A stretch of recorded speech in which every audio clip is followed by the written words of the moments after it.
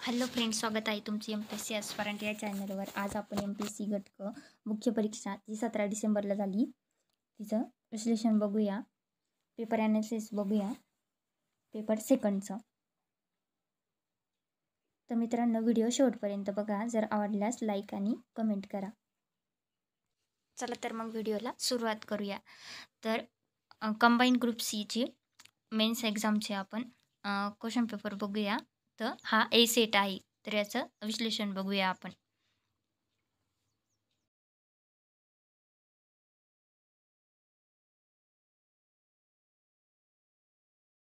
अकरावा प्रश्न काय होता? संयुक्त राष्ट्राची 27वी जागतिक हवामान बदल परिषद कोठे आयोजित करण्यात आली होती? तर त्याचं उत्तर काय आहे? इजिप्त. तर ती इजिप्तला आयोजित करण्यात आलेली होती.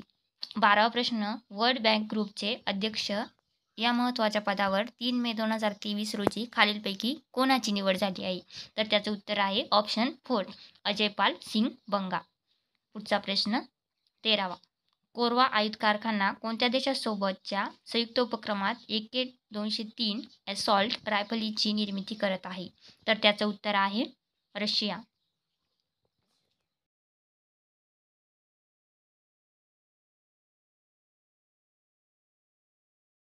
पुढचा प्रश्न, 2023मध्ये क्रिकेटमधून निवृत्ती जाहीर करणारा अंबाती तिरुपती रायडू कोणत्या राज्याचा आहे?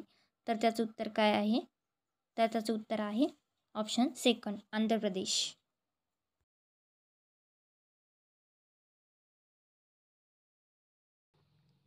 पुढचा प्रश्न, भारतीय रेल्वेने सुरक्षितता वाढवण्यासाठी कवच नावाचे ऑटोमॅटिक ट्रेन प्रोटेक्शन ATP प्रणाली अंमलात आणली आहे. हे तंत्रज्ञान कोणी विकसित केले आहे? तर त्याचं उत्तर आहे RDSO, ऑप्शन 4. पुढचा प्रश्न, प्रत्येक सिगारेटवर अनिवार्य आरोग्यविषयक चेतावणी देणारा कोणता देश जगातील पहिला देश बनला आहे? तर त्याचं उत्तर आहे कॅनडा, ऑप्शन. चा प्रश्न आहे, खालीलपैकी कोणते कथन असत्य नाही? असत्य नाही म्हणजे चुकीचे नाही, तर म्हणजे बरोबर ओळखायचं आहे. तर NATO प्लस ही संघटना अमेरिकेने बनवली. ऑस्ट्रेलिया, न्यूझीलँड, इस्रायल, जपान, दक्षिण कोरिया हे देश संघटनेचे सभासद आहेत. अमेरिकी काँग्रेसच्या सिलेक्ट कमिटीने भारताला NATO प्लसचा दर्जा देण्याची शिफारस केली आहे. चीनच्या घेराबंदीसाठी हा दर्जा भारताला आवश्यक आहे. तर याचं उत्तर ऑप्शन ए पण बरोबर आहे. नाही, ए पर्याय पण बरोबर आहे. विधान 1 पण बरोबर आहे, 2 पण बरोबर आहे, 3 पण बरोबर आहे आणि 4 पण बरोबर आहे. तर त्याचं उत्तर काय आहे? ऑप्शन 4, वरीलपैकी सर्व. प्रश्न, आरोग्य आणि कुटुंब कल्याण मंत्रालय, भारत सरकार यांच्याकडून राबवल्या जात असलेल्या आभा कार्ड हा कार्यक्रम खालीलपैकी कोणत्या उपक्रमाचा भाग आहे? तर याचं उत्तर आहे option 2, Ayushman Bharat digital mission. पुढचा प्रश्न, भारतात दूरसंचार क्षेत्रात सर्वात प्रथम 5G सेवा कोणत्या कंपनीने सुरू केली? तर त्याचं उत्तर आहे ए पण बरोबर आहे, म्हणजे ए आणि बी म्हणजे ऑप्शन 1. ऑप्शन 1 म्हणजे ए आणि बी हे दोन्ही पण बरोबर आहे, भारती एअरटेल आणि रिलायन्स जिओ. प्रश्न, खालीलपैकी कोणते कथने बरोबर नाही? तर INS मुगाओला इंडियन नेव्हीच्या वॉरशिप डिझाईन ब्युरोने डिझाईन केले आहे.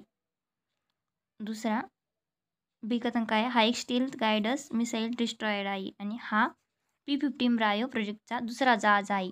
डी काय आहे? यातील 90% पार्ट आपल्या देशात बनवण्यात आले आहे. तर यातलं चुकीचं विधान ओळखायचं आहे. तर यातलं डी हे चुकीचं विधान आहे. तिथं 90%च्या ऐवजी 75% पाहिजे होतं. मग याचं उत्तर काय येईल? फक्त डी हे चुकीचं विधान आहे. तर 20चं उत्तर काय होतं? Option D. पुढचा प्रश्न, महाराष्ट्र लोकसेवा हक्क अधिनियम 2015 मधील तरतुदीनुसार जोड्या लावा. तर कलम 7, कलम 10, कलम 13 आणि कलम 20. तर याचं उत्तर काय आहे? तर त्याचं उत्तर आहे ऑप्शन कलम 7चं काय आहे? तर 3 आहे, म्हणजे लोकसेवा देण्यासाठी माहिती तंत्रज्ञानाचा वापर करणे. मग ऑप्शन. पुढचा प्रश्न, खालील विधाने विचारात घ्या. तर विधान पहिलं काय आहे, माहितीचा अधिकार अधिनियम 5 देशातील सर्व लोकांना माहितीचा अधिकार प्रदान करतो. दुसरं, महिलांच्या अधिकारात काम कागदपत्रे माहितीच्या अधिकारात काम कागदपत्रे नोंदी तपासण्याचा अधिकार समाविष्ट आहे. तर त्याचं उत्तर ऑप्शन सेकंड आहे. विधान सेकंड बरोबर आणि पहिलं चूक आहे. पुढचा प्रश्न, भारतीय राज्यघटनेचे खालीलपैकी कोणते अनुच्छेद भारतीय राज्यांचे धर्मनिरपेक्ष स्वरूप प्रकट करते? तर त्याचं काय काय ऑप्शन आहे, अनुच्छेद 44, अनुच्छेद 30, अनुच्छेद 27, अनुच्छेद 28. तर हे चारही पण धर्मनिरपेक्ष स्वरूप प्रकट करते. तर त्याचं उत्तर ऑप्शन 4 वरीलपैकी सर्व. पुढचा प्रश्न, संविधान समिती दिली आहे आणि अध्यक्ष सांगायचे. अध्यक्ष कोणकोणते? तर नागरिकत्व संबंधी तर्क समिती आणि दुसरं प्रेस गॅलरी समिती, जे ध्वजासंबंधी तर्क समिती आणि मूलभूत अधिकार उपसमिती. तर याचं उत्तर काय आहे? तर याचं उत्तर ऑप्शन 1 आहे. तर राष्ट्रीय ध्वजासंबंधी तर्क समितीचे अध्यक्ष कोण होते? डॉक्टर राजेंद्र प्रसाद. यावरून पण आपण याचं उत्तर काढू शकत होतो. पुढचा प्रश्न, केंद्र सरकार राज्य सरकारांना राज्यघटनेच्या कोणत्या अनुच्छेदानुसार निर्देश देऊ शकते? तर त्याचं उत्तर काय आहे? 256 आहे. पुढचा प्रश्न, खालीलपैकी कोणती जोडी योग्यरित्या जुळत नाही? तर अनुच्छेद 167 मुख्यमंत्र्यांची कर्तव्य, अनुच्छेद 163 मुख्यमंत्र्यांचा शपथविधी, अनुच्छेद 164 राज्यमंत्र्यांशी संबंधित तरतुदी. तर अनुच्छेद 163 ही चुकीचं आहे का मुख्यमंत्र्यांची शपथविधी हा 162 नुसार होते. पुढचा प्रश्न 40वा, खालीलपैकी चुकीचं विधान ओळखायचं आहे. तर पहिलं काय आहे? तर याचं ऑप्शन 4 हे उत्तर आहे. संसदेला कर लावण्याचा अधिकार आहे आणि अनुच्छेद 246 नुसार हे चुकीचं विधान आहे. तर पुढचा प्रश्न बघूया आपण. खालीलपैकी भारतीय संविधानातील कोणते अनुच्छेद गांधीवादी विचारसरणीवर आधारित आहे? अनुच्छेद 43, 48, 47 आणि 39A. तर याचं उत्तर काय आहे? तर याचं उत्तर ऑप्शन ए आहे. फक्त अनुच्छेद 39A हे गांधीवादी विचारसरणीवर आधारित नाही आहे. पुढचा प्रश्न, ही संविधान सभा भारताला स्वतंत्र सार्वभौम प्रजासत्ताक म्हणून घोषित करण्याचा आणि भविष्यातील राजकारभारासाठी एक संविधान तयार करण्याचा आपला दृढ संकल्प जाहीर करतो. संविधान सभेच्या उद्दिष्टांचा ठराव कधी संमत केला? तर त्याचं उत्तर 22 जानेवारी 1947ला हा ठराव संमत करण्यात आला. आणि हा ठराव कधी मांडला होता? तर तो पहिल्या अधिवेशनात मांडला होता आणि संमत कधी करण्यात आला? तर दुसऱ्या अधिवेशनामध्ये 22 जानेवारी 1947ला. तर हे लक्षात ठेवा. पुढचा प्रश्न, मूलभूत कर्तव्याबाबत योग्य कथन ओळखा. तर 1976 काँग्रेस पक्षाने मूलभूत कर्तव्याबाबत शिफारस करण्यासाठी सरदार स्वरणसिंह समितीची स्थापना केली.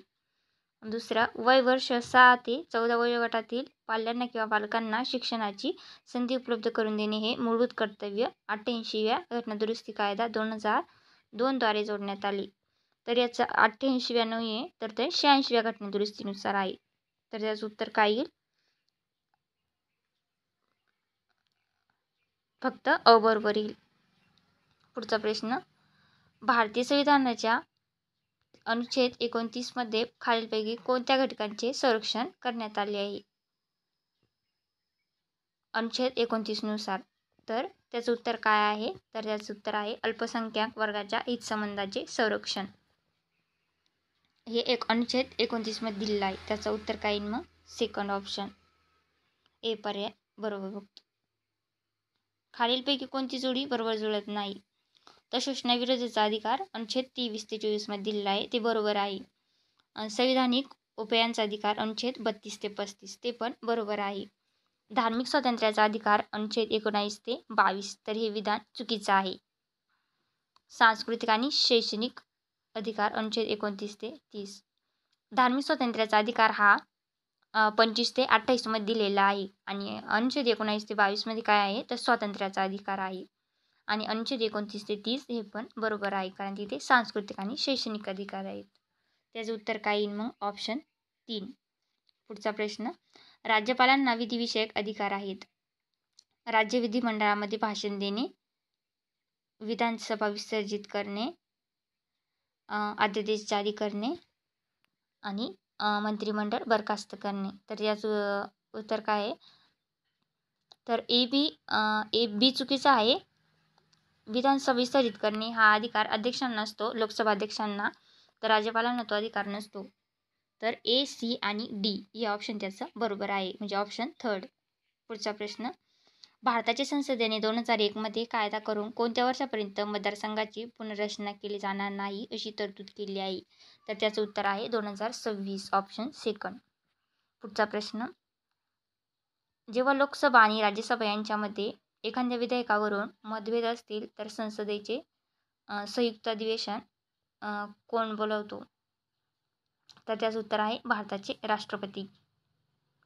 भारताचे राष्ट्रपती बोलवता आणि त्यात अध्यक्ष कोण असते? लोकसभा अध्यक्ष असतो. लोकसभेचा जो अध्यक्ष असतो तोच असतो.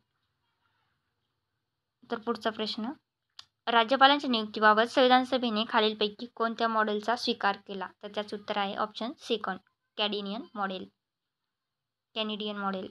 पुढचा प्रश्न, संविधानाच्या कोणत्या अनुच्छेदात कलमात भारत म्हणजे भारत राज्यांचा संघ असेल असा उल्लेख आहे? तर त्याचं उत्तर आहे अनुच्छेद 1.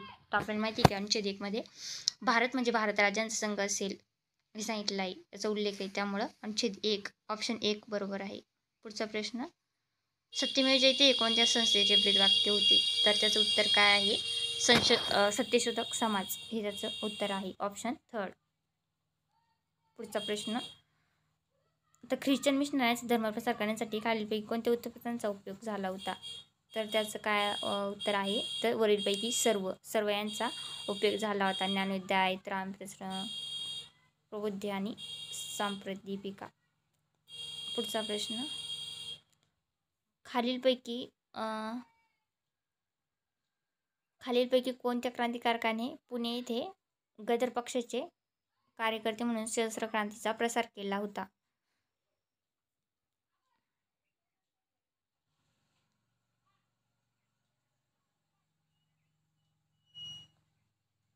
तर त्याचं उत्तर काय आहे? विदा सावरकर.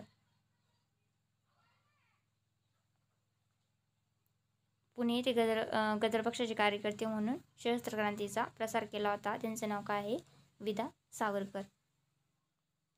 ऑप्शन 4 त्याचं उत्तर आहे. पुढचा प्रश्न, शेतकरी चळवळीविषयी खालीलपैकी कोणती विधाने बरोबर आहे? तर त्याचं उत्तर आहे सर्व विधान बरोबर आहे, ABCD. पुढचा प्रश्न, खालीलपैकी कोणास दुसरे बृहस्पती म्हणून संबोधले जात असे? तर उत्तर काय आहे? कृष्णशास्त्री चिपळूणकर, ऑप्शन 3. असहकार आंदोलन मोडून काढण्यासाठी सरकारने खालीलपैकी कोणत्या उपायांची शिफारस केली? तर याचं उत्तर आहे सर्व, ऑप्शन बरोबर, ABCD. पुढचा प्रश्न,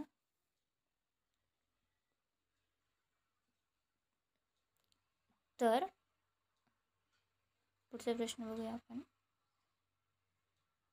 इसवी सन 1896 मध्ये ब्रिटिश सरकारने हिंदुस्थानची आर्थिक पाहणी करण्यासाठी दादाभाई नौरोजी यांच्या सहकार्याने कोणते कमिशन नेमले होते? तर त्याचं उत्तर काय आहे? Welby commission.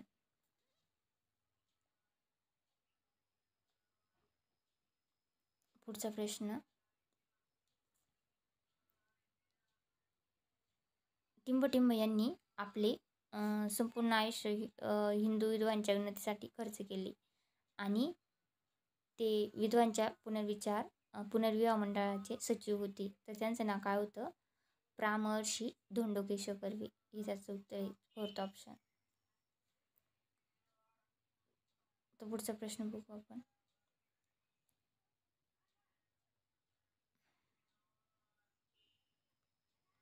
तर इसवी सन 1937 ते 1944 पर्यंत सतत 7 वर्षाकरिता खालीलपैकी कोण हिंदू महासभेचे अध्यक्ष होते? त्याचं उत्तर आहे विदा सावरकर, ऑप्शन 4. ऑप्शन 4 त्याचं उत्तर आहे. पुढचा प्रश्न पाहूया.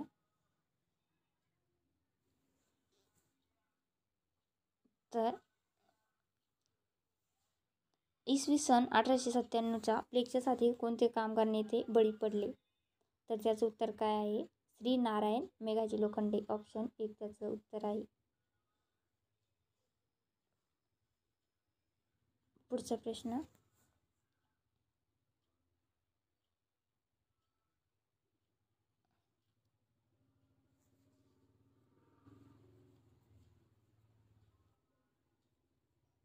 तर जॉग्राफीचे प्रश्न चालू झाले इथून. तर सह्याद्री पर्वत व अरबी समुद्र यांच्या दरम्यान असलेल्या लांबट चिंचोळ्या सकल भागाला कोकण असे म्हणतात. महाराष्ट्र पश्चिमेस व अरबी समुद्राला लागून असलेल्या सह्याद्री पर्वताचा प्रस्तरभंग भ्रष्टून कोकण किनारपट्टी तयार झाली. कोकण किनारपट्टीची दक्षिणोत्तर लांबी 700 किमीपेक्षा जास्त आहे आणि कोकणचे भौगोलिक क्षेत्रफळ 30,000 चौरस किमीपेक्षा जास्त आहे.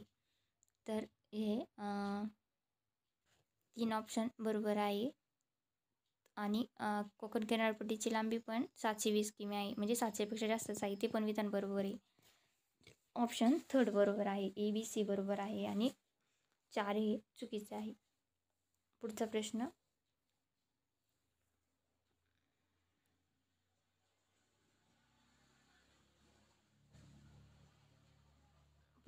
खालीलपैकी महाराष्ट्राच्या कोणत्या जिल्ह्यात गाविलगड टेकड्यांचे स्थान आहे? तर त्याचं उत्तर आहे अमरावती. तर अमरावतीला ते सातपुडा पर्वतरांगांमुळे अमरावती जिल्ह्यात गाविलगड टेकड्यांची निर्मिती झालेली आहे. सातपुडा पर्वतरांगा. तर याचं उत्तर काय आहे? ऑप्शन 4 फक्त B हे त्याचं उत्तर असेल. पुढचा प्रश्न.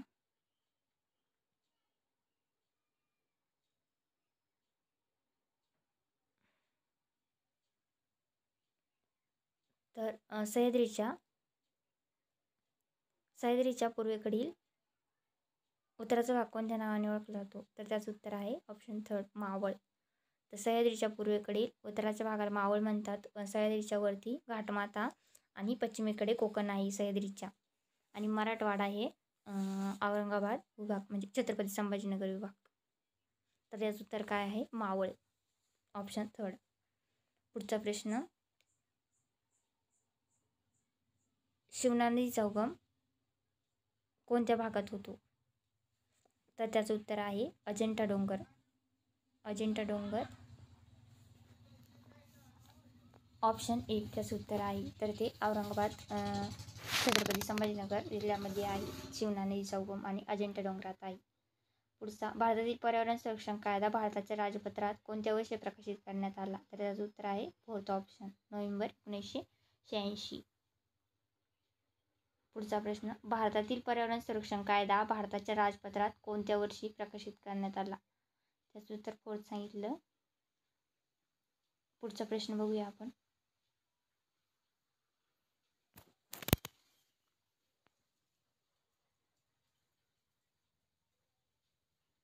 आशिया खंडातील लेक टॅपिंगचा पहिला प्रयोग कोयना जलसायात कोणत्या वर्षी करण्यात आला? तर त्याचं उत्तर आहे मार्च 1999. पुढचा प्रश्न. जागतिक आरोग्य संघटनेचे WHOने खालीलपैकी कोणती पर्यावरण आरोग्य संघटना विकसित केली आहे? तर त्याचं उत्तर माहीत नाही. जर माहीत झालं तर सांगा. पुढचा प्रश्न बघू आपण.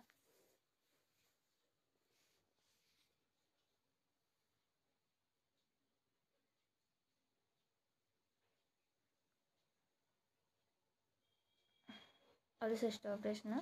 2016मध्ये सिक्कीम हे राज्य भारतातील पहिले 100% सेंद्रिय राज्य म्हणून घोषित करण्यात आले. त्यानुसार एकूण किती क्षेत्र सेंद्रिय शेती म्हणून प्रमाणित करण्यात आले? तर त्याचं उत्तर आहे ऑप्शन 1 1,80,000 एकर. पुढचा प्रश्न. हिमालयातून वाहत येणारे जलप्रवाह पायथ्यालगतच्या प्रदेशात दगड, गोटे, वाळू यांचे संचयन करतात. त्यामुळे पायथ्याशी गाळाचे पंखे तयार होतात. त्यांना टिंबटिंब म्हणतात. त्याचं उत्तर आहे भाबर. ऑप्शन 2